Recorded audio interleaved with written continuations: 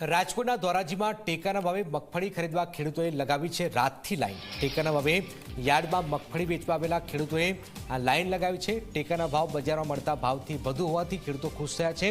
Dhoraji yard બહાર ખેડૂતોએ આ લાઈન લગાવી છે। ટેકાના ભાવે મગફળી વેચવા આતુર છે ખેડૂતો।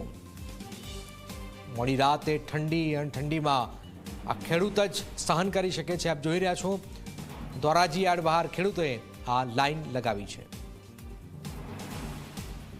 અત્યારે સરકાર દ્વારા જે ટેકાના ભાવે મગફળી ખરીદવામાં આવે છે તો અત્યારે અમે મગફળીની લાઈનમાં ટ્રેક્ટરને બધું રાખવા આવ્યા છીએ મગફળી માટે। તો સરકારના ટેકાના ભાવ 1356 એટલે બીજા કરતાં 900 ને 1000 રૂપિયા ભાવ આલે છે। તો સરકારના ભાવ સારા છે કે 1356 રૂપિયા। તો અત્યારે અમે 11:30 વાગ્યા છે રાતના, એટલે અમે 7 થી 8 વાહનો લઈને આવ્યા છીએ। સવાર થશે તો ઘણા બધા હજી વાહનો ખેડૂતો આવશે। સવારે 7:30 થી 8:30 વાગે અંદર યાર્ડમાં એન્ટ્રી થશે। એટલે અમે બધા ખુશ છીએ કે સરકાર અમને 1356 રૂપિયા ભાવ આપી રહી છે। બાકી બીજે બધે 900 થી 1000 રૂપિયા મગફળીના ભાવ આવે છે।